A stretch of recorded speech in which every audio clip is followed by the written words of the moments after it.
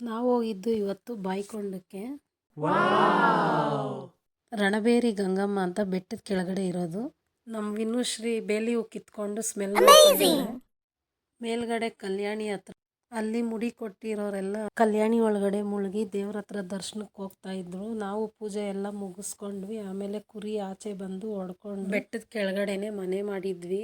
ಇಲ್ಲೇ ಸೌದೆ, ಸಿಲಿಂಡರ್, ಪಾತ್ರೆ, ನೀರಿನ ವ್ಯವಸ್ಥೆ, ಮಟನ್ ಸಾರು, ಚಿಕನ್ ಪೆಪ್ಪರ್, ಬೋಟಿ ಫ್ರೈ, ಬಿರಿಯಾನಿ, ಅನ್ನ, ರಸಮ್ ಎಲ್ಲ ಮಾಡಿ ತಿಂದು ನಾವು ಸ್ವಲ್ಪ ಓಡಾಡ್ಕೊಂಬರೋಣ ಅಂತ ಅಲ್ಲೇ ಕುತ್ಕೊಳ್ಳೋಕ್ಕೆ ಅಂದ್ಬಿಟ್ಟು ಮಾವಿನ ಮರಗಳ ಹತ್ರ ಬೆಂಚ್ ಕಲ್ ಥರ ಹಾಕಿದ್ದಾರೆ.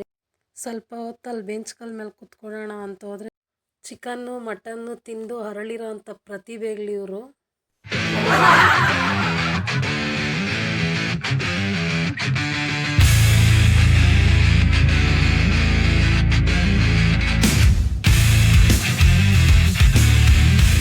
ಇವ್ರುಗಳು ಆಡ್ತಾ ಇರೋದು ನೋಡಿ ಆ ಅಜ್ಜಿ ತಾತ ಡ್ಯಾನ್ಸ್ ಆಡಕ್ಕೆ ಬಂದರು. ಆ ಅಜ್ಜಿ ತಾತನೂ ಚೆನ್ನಾಗಿ ಆಡ್ತಾಯಿದ್ರು. ಈ ವಿಡಿಯೋ ಇಷ್ಟ ಆಗಿದ್ದರೆ ಒಂದು ಲೈಕು, ಒಂದು ಶೇರು, ಒಂದು ಸಬ್ಸ್ಕ್ರೈಬ್ ಮಾಡೋದು ಮಾತ್ರ ಮರಿಬೇಡಿ.